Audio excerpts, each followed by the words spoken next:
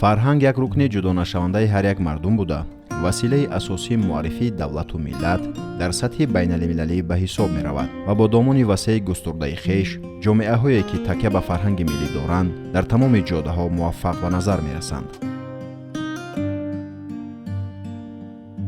тавре ки аз таърих маълум аст, инсоният аз аввали пайдоиши ҳаёт дар табақаҳои иҷтимоии гуногун вобаста ба мавқеи ҷамъиятии худ ба масъалаҳои пӯшидани либос диққати махсус медоданд. агар ба ибтидои ташаккули инсоният оид ба интихобу пӯшидани либос назар афканем, воқиф мегардем ки инсон барои пӯшидани тани худ аз барги дарахтон, пӯсти ҳайвонҳо истифода карда бошанд ҳам минбаъд вобаста ба тараққиёти шуури ҷамъиятӣ истифодаи ин фарҳангро ба шаклҳои гуногун густариш доданд. фарҳанги миллӣ омезиши дастовардҳои моддию маънавии як миллат, минтақа ва табақаи иҷтимоии ҷомеа мебошад. хусусияти хоси фарҳанги миллӣ нотакрорӣ ва аслӣ будани он дар ҳаёти маънавӣ, забон, адабиёт, эҷодиёти шифоҳӣ, дин, урфу одат, мусиқӣ, дониш, ахлоқ, маросимҳо ва ғайра, инчунин дар маданияти моддӣ хусусияти тарзи иқтисодӣ, хоҷагидорӣ, истеҳсолот, муҳити зист, манзил, шаҳрдорӣ, тарбия ҷисмонӣ ва ғайра зоҳир мешаванд. агар ба гузаштаи миллати тоҷик диққат намоем, аз рӯи сарчашмаҳо маълум мегардад ки тоҷикон дорои фарҳанги волову пурғановат буда баъзе аз анъанаҳо то ба замони мо омада расиданду қисми дигарашон аз байн рафтаанд. агарчи дар гузашта бо ин қадар тохтутозиҳо баъзе расму оин ва анъанаҳо аз байн рафта бошанд ҳам, лек аҷдодони мо ҷонашонро фидо сохтанду рукунҳои асосии фарҳанги миллӣ, хат, забон, либоси миллӣ ва санъати худро нигоҳ дошта то ба мо мерос гузоштанд. миллати фарҳангсозу мутамаддини тоҷикро дар арсаи ҷаҳонӣ дар баробари таъриху тамаддун, анъанаю урфу одат, мероси бою гаронбаҳои ниёгон, забон, либос ки як пораи фарҳанги миллаташ ба ҳисоб меравад, дар арсаи ҷаҳонӣ шинохта шудааст ва қадр карда мешавад. бешубҳа миллати сарбаланди тоҷикро дар дарозои таърихи давлатдории шаҳрнишинӣ ҳамон дар самти фарҳанги миллиро нигаҳдорӣ карда омадан то ба имрӯз як нақши омӯзандаро нигаҳдорӣ карда омадааст ва борҳо исбот шудааст, чунки таърих худаш саҳифаҳои таърих ин хотираи инсоният аст. борҳо саҳифаҳои таърих исбот кардааст ки миллати тоҷик яке аз миллатҳои хеле қадима дар осиёи марказӣ ба ҳисоб рафта дар саҳифаҳои таърихи қадима ва давлату давлатдорӣ нақши бориз дорад. шояд агар гӯем ки таҳкурсии давлату давлатдориро маҳз ҳамин халқ пеш аз ҳама бо анъанаю урфу одаташ, таъриху тамаддунаш, либосаш ки як пораи фарҳанги миллӣ ба ҳисоб меравад, шинохта шудааст.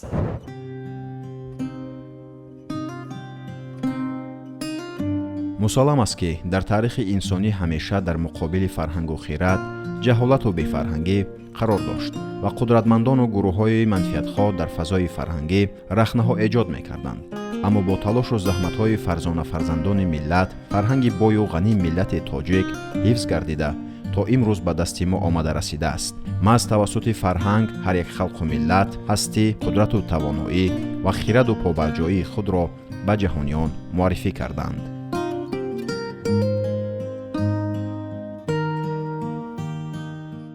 бобоҷон ғафуров ҳам дар китоби тоҷикон хеле нозанин мефармоянд ки миллати тоҷик яке аз миллатҳои қадима ба ҳисоб рафта, гарчанде ки дар тамоми давру замон нишебу фарозҳои хеле гуногунро аз сар гузаронида омада бошад ҳам, вале дар тамоми ҷой, дар тамоми ҳолат, дар тамоми давру замон тарғибгар ва муаррифгари фарҳанги миллияш дар тамоми ҷой буд. که امروز هم تجربه ها نشان داده ایستادند که هر یک ملت و هر یک دولتی ابرقدرت را پیش از همه با تاریخ و تمدنش، فرهنگ ملیش و فرزانه ملتش میشناسند که امروز تجربه ها نشان دادند که فرزانه ملت تاجیک توانستند که با همون عقل ازلی که از گذشتگانشان به میراث گرفته‌اند فرهنگ ملیشان را تا به امروز مثل گوهرک چشم نگاه داشته آمدند. فرهنگ ملی، همون لباس هم یک پاره فرهنگ ملی به حساب می رود.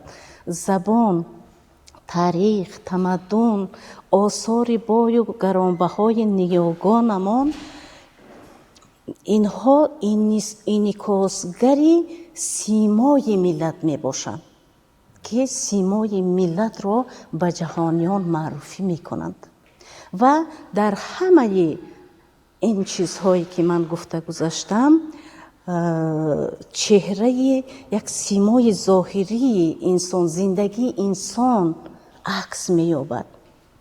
ببینید که امروز ما با افتخار از منبرهای بلند درباره فرهنگ ملیمون گپ میزنیم، چون که ما یک ملتی تمدندار، فرهنگ ملی، زبان، حتی لباس، آثار بای و گرانبهای نیاگان خویش رو داریم. تاریخ گواه است که زن و مادر تاجیک در همه دور و زمان پاسدار آیین و عنعنه‌های مقدس خلق و ملت به شمار می‌رفت. یکی از نشانه‌های اساسی و خاصه معرفی‌گر فرهنگ و تمدن ملت‌های مختلف دنیا لباس ملی آنهاست و وقتی که سخن در موضوع لباس ملی می‌رود حتما پیش نظر سیمای زنان با سر و لباس خاصه پیش نظر می‌آید. لباس ملی یک جزئی فرهنگ ملی به شمار رفته یادگاری از اجدادانمان است که در طول قرن‌ها شینمی و زیبایی‌اش را گم نکرده است. امروز که ما بازگشتیم به سرگه زبان، بازگشتیم به فرهنگ ملی رو آوردیم. امروز طبیعی است که برای از نو زنده و احیا گردانیدن فرهنگ ملیمون از جمله لباسمون یک کاری کرده باشیم، وگرنه این جهان شوی تاثیر خویش رو هم به زبان ما، هم به لباسمون، هم به فرهنگ ملیمون که این زبان و لباس یک پاره فرهنگ است تاثیر خیلی مثبت رسانده ایستاده است. در گذشته هم مادران ما، در گذشته بیبی‌های ما همین گونه لباس به بر می‌کردند، لیکن طرح ملی داشت.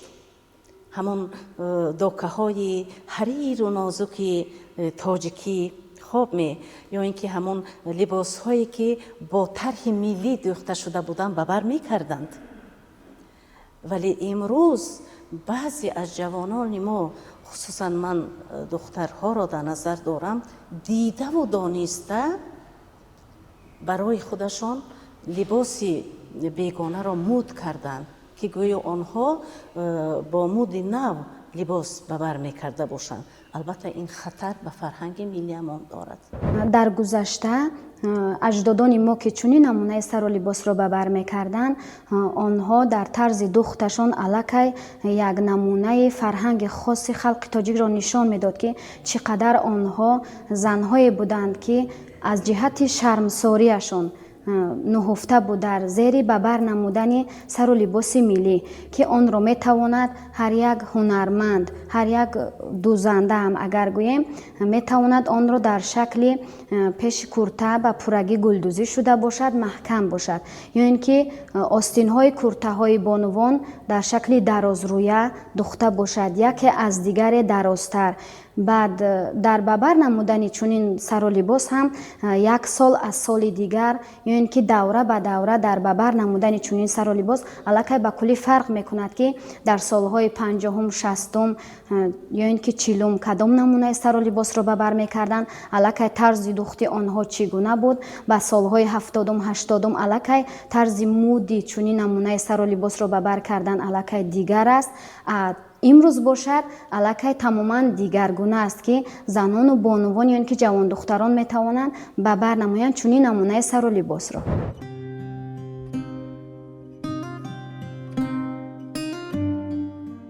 мувофиқи маълумоти сарчашмаҳо дар гузашта ҳар як либосе ки зан ва ё модари тоҷик ба бар менамуд дар он унсурҳои миллӣ, ахлоқӣ ва ҳисси меҳандӯстӣ инъикос ёфта буд. ҳамеша дар ҳама вохӯриҳо бо аҳли зиё ва мардум асосгузори сулҳу ваҳдати миллӣ, пешвои миллат, президенти кишвар муҳтарам Эмомалӣ Раҳмон таъкид менамоянд ки бояд ҳар як шаҳрванди кишвар зиракии сиёсиро аз даст надиҳад ва аз фарҳанги бегона дурӣ ҷуста ба фарҳанги миллии хеш рӯ биёрем. аз ҷумла либоси миллӣ ҳамчунин анъанаҳои гузаштаи хешро дубора эҳё намуда, миллати соҳиб фарҳангу соҳиб тамаддуни тоҷикро дар арсаи ҷаҳонӣ муаррифӣ созем.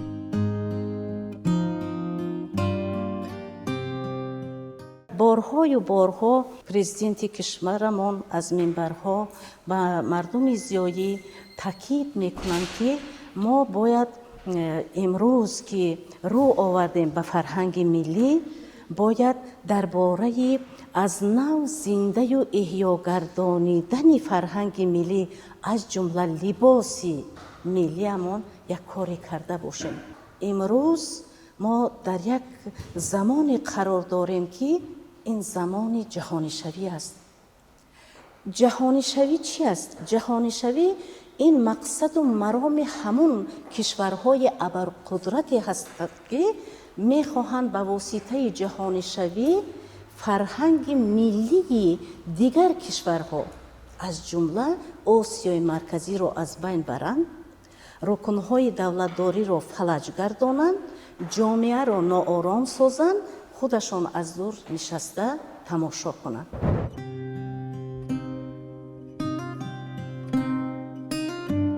ҳар як миллат арзишҳои ба худ хосро дорост ва миллатро аз рӯи арзишҳои доштааш дар арсаи ҷаҳонӣ медонанду мешиносанд. хушбахтона миллати кӯҳанбунёди тоҷик аз қадим дорои расму русум ва арзишҳои миллии хеш аст. аз ҷумла либоси миллӣ ин муаррифкунандаи миллат ва шахсият мебошад. миллати тоҷик бо бузургиву ғайрату матонати ба худ хос фарҳангу маданияту донишу арзишҳои худро ҳифз намуда ба ҷаҳониён муаррифӣ намуда тавонистаанд. фарҳанги либоспӯшӣ бо мурури замон оҳиста оҳиста тараққӣ ёфта, маданияти ҷудогонаеро барои ҳар як миллат муайян ва муқаррар намуд. дар замони муосир ҳар як халқу давлат мувофиқ ба шароити иқтисодӣ ва фарҳангӣ барои ҳамон ҷомеа ва миллати худ хос либоси махсусро интихоб намуда онро ба расмият даровардааст. вале баъзан ба назар мерасад ки на ҳама қишри ҷомеа талаботи муқаррароти мазкурро риоя менамоянд.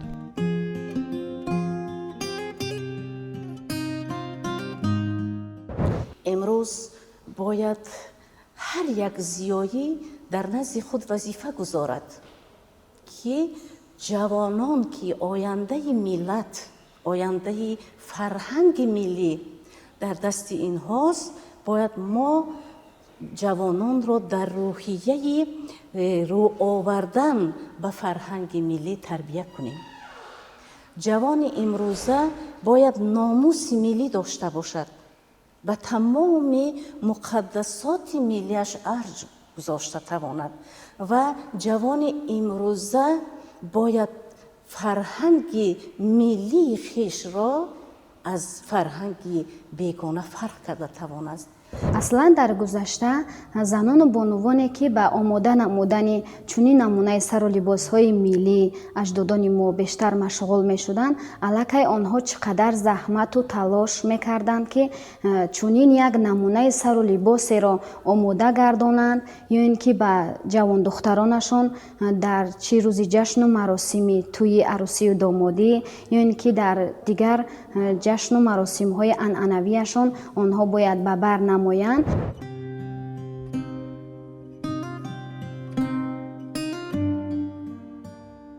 ба хотири ҳифз ва нигоҳдошти фарҳанги аҷдодӣ ва тарғиби либоси миллӣ имрӯзҳо дар саросари ҷумҳурӣ фестивалозмуни садранги чакан аксияи тоҷикона мепӯшем ва дигар озмуну чорабиниҳо баргузор мегарданд, ки занону бонувони тоҷик бо рӯҳияи баланди ватандӯстӣ ва ифтихор аз фарҳангу тамаддуни оламшумули хеш либоси атласу адрас ва чаканро ба бар намуда дар ин чорабиниҳо фаъолона ширкат меварзанд. пос доштани фарҳанги миллӣ, либоси миллии тоҷикона ки таҷассумгари расму оин, нишони зебоипарастӣ, ифтихор барои ҳар як тоҷик маҳсуб меёбад.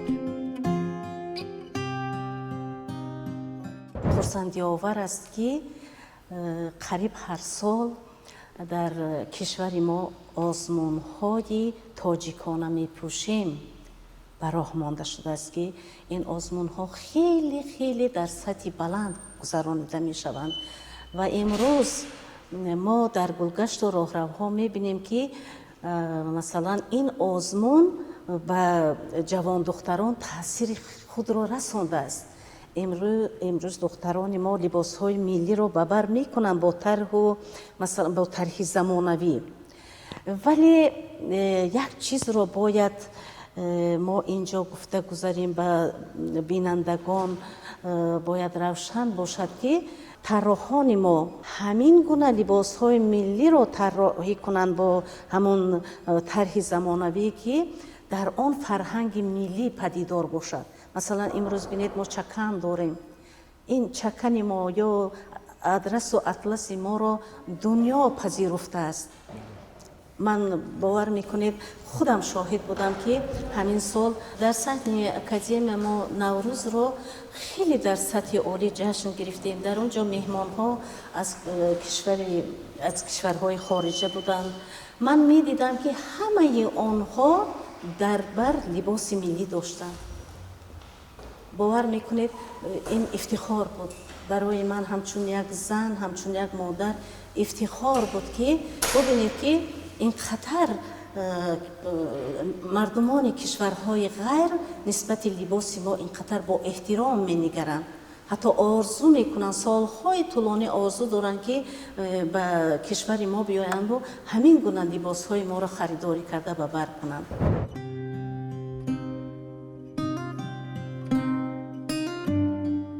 боиси ифтихор аст, ки аз қадимулаём гузаштагони мо бо фарҳанг, бо маданият ва зебопараст буданд, ки онҳо бо пӯшидани либосҳои миллии худ ҳам тамаддун ва ҳам фарҳанги миллати тоҷикро дар таърихи башарият маъруфу машҳур намуданд.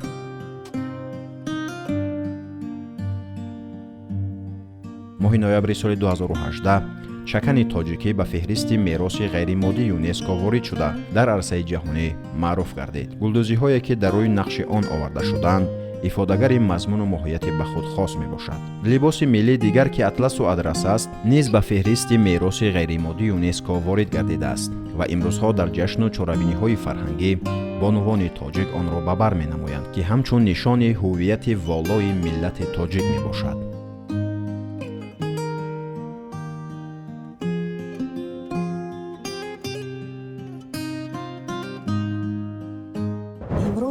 чӣ қадар матоъҳои миллӣ мо дорем, ки метавонанд тарроҳони мо бо тарҳи наву замонавӣ либосҳои миллӣ моро ба бозор бароранд. бубинед, ки дар як либоси чакан чӣ қадар рамзҳои миллӣ ноҳафтааст. дар он ҷо масалан моҳ ҳаст, офтоб аст, гул ҳаст, сабза ҳаст, осмон аст, об ҳаст, ки ҳамаи инҳо як мафҳуми хушбахтиро доранд, мафҳуми сулҳро доранд. вақте ки мо дар гузашта ҳам модарону бибиҳои мо ҳамин гуна либосҳоро ба бар мекарданд, ки ранги сабз дошт, ранги армғонӣ дошт, ки инҳо рангҳои сиҳатӣ, саломатӣ, хушбахтӣ, хушнудӣ, зебоиро мефаҳмонданд. ва имрӯз хушбахтона мо рӯ овардем ба ҳамин гуна либосҳо. як чакани мо ин қадар зебо тарроҳӣ шуда истоданд, ки духтарони мо худашон зебо ҳастанд. вақте ки ин гуна либосҳои миллиро ба бар мекунанд, боз зеботар мешаванд. ё яки атласу адрасро гирем, бубинед, ки дар як атласу адрас ҳам чандин намунаҳои осори миллӣ ноҳуфтааст. вақте ки мо ҳамин гуна либосҳоро ба бар мекунему ба хориҷи кишвар мерем, аз минбарҳои баланд баромад мекунем, дар ҳол мо муаррифгари фарҳанги миллиамон на танҳо дар кишварамон, балки дар тамоми ҷой мешавем. дар миёни фарҳангҳои гуногун аслан дар халқи тоҷик фарҳанги хоси либоспӯшӣ вуҷуд дорад ки яке аз намунаҳои сару либоси миллие ки бонувон ҷавондухтарон ё ин ки занҳо ба бар мекарданд аз қадим дар осорхонаи мардумшиносӣ то имрӯз ба маърази тамошо гузошта шудааст ки дар ҷамъоварӣ намудани чунин намунаи сару либос аслан мутахассисон, олимон ва шарқшиносони рус ки тариқи сафарҳои хизматӣ аз шаҳру ноҳияҳои дурдасти ҷумҳурии Тоҷикистон ҷамъоварӣ карданд ва имрӯз дар осорхонаи мардумшиносӣ ба маърази тамошо гузошта шудааст ки тамоми меҳмонони чӣ дохилӣ чӣ хориҷӣ бошад, ҳар гоҳе ки аз осорхона дидан мекунанд, онҳо метавонанд шиносоӣ пайдо кунанд аз ҳамон таърихи фарҳанги қадимае ки чӣ гуна онҳо сару либосро ба бар мекарданд, чӣ дар намунаи ҷашну маросимҳошон, чӣ дар дигар маъракаҳо метавонистанд онҳо ба бар намоянд, аллакай ба пуррагӣ шинос мешаванд.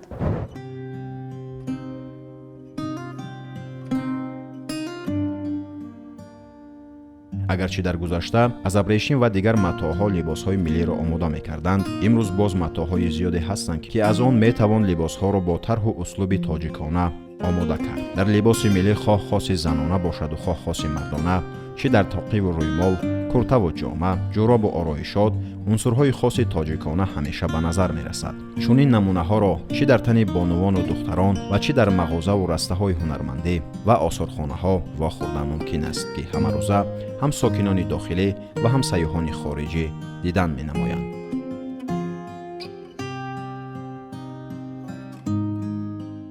дар ҳар як гӯшаҳои намоишие ки дар осорхона имрӯз мо мебинем, аз вилояти суғд, вилояти хатлон, вилояти мухтори кӯҳистони бадахшон ва шаҳру ноҳияҳои тобеи марказ дида мешавад ки намунае аз онҳоро дар чунин гӯшаҳо ба маърази тамошо гузошта шудааст.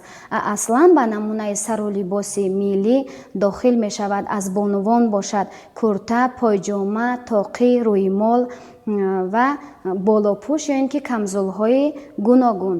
ба сару либоси мардона бошад дохил мешавад ҷелак, ҷома, куртаҳои нимкӯтоҳ, пойҷома, тоқӣ ва рӯймол метавонанд ҳам мисли камарбанд рӯймолро истифода баранд, ҳам баъзе мардҳо метавонанд онро дар шакли сала банданд ё ин ки боз дигар намунаи тарзи рӯймоле вуҷуд дорад дар миёни мардҳо сару либосашон дохил мешавад ки инам салаи мардона ном бурда мешавад. дар қисмати вилояти хатлон бошад бештар ҷавондухтарон аз куртаҳои чакан, тоқӣ ё ин ки қисми мӯйҳои худро чӣ гуна ороиш медиҳанд ва мӯйҳои худро онҳо метавонанд дар шакли хурд майдабофӣ кунанд ва баъзеашон метавонанд ки дар атрофи тоқӣ як тарзе бофта шавад. ин ҳам як муди хоси худро дорад.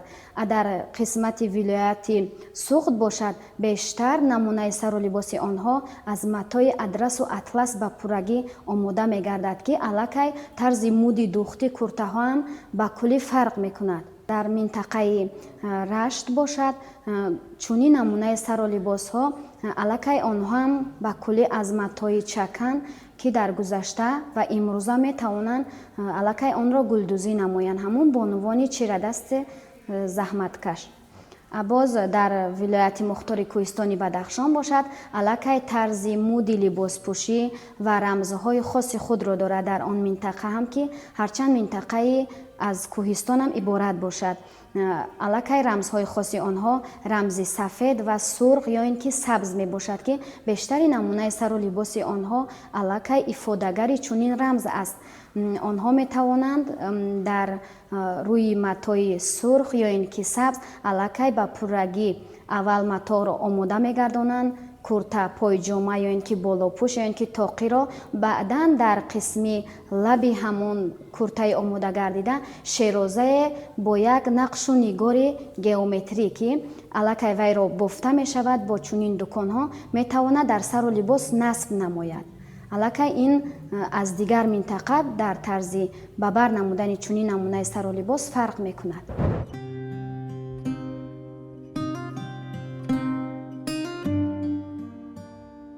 لباس ملی آینه است که در آن فرهنگ هزار ساله ما انعکاس یافته است. تاجیکان ملت صاحب فرهنگ و صاحب تمدنند. از این لحاظ در تمام ساحه‌ها ما باید از تاریخ باستانی و تمدن‌ساز خود، از هنر و ارزش‌های والای فرهنگی، از لباس ملی، از متاع اطلس و ادرس و زردوزی و چکن که ما را به جهانیان معرفی می‌نماید برخوردار باشیم. همزمان ما را ضرور است که به قدر فرهنگ والای تاجیکانه خود برسیم و نسل آینده کشور را در روحیه خودشناسی، خودآگاهی و خویشتن پرستی تربیت نماییم و از لباس ملی خود افتخار داشته باشیم.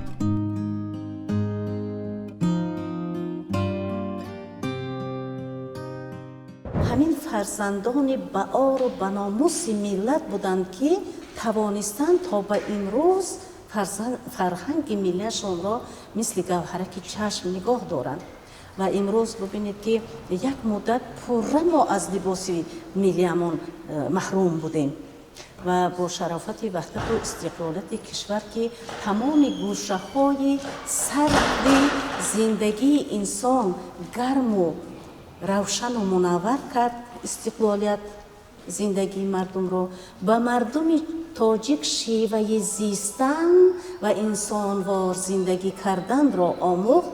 امروز باید ما ناموسی همین ملی را در متح اول گذاریم و برای از نو زنده و احیا گردانیدن لباسمون یک کاری کنیم. امروز ببینید که ادبیات با یک مصرع شعر رودکی می نازد. امروز ادبیات با یک مصرع شعر لایق بزرگ می نازد. با سلسله اثرهای ترسونزاده که همه دوستی خلق را در بر میگیرد می نازد. با کتاب استاد صدرالدین عینی که این همچون یک شناسنامه ملت تاجیک شناخته شده از این نمونه ادبیات تاجیک می نازد. با کتاب تاجیکان باباجان غفوروف امروز ملت می نازد. ما چرا برای فرهنگ ملیمون در وطن استاده کاری نکرده باشیم؟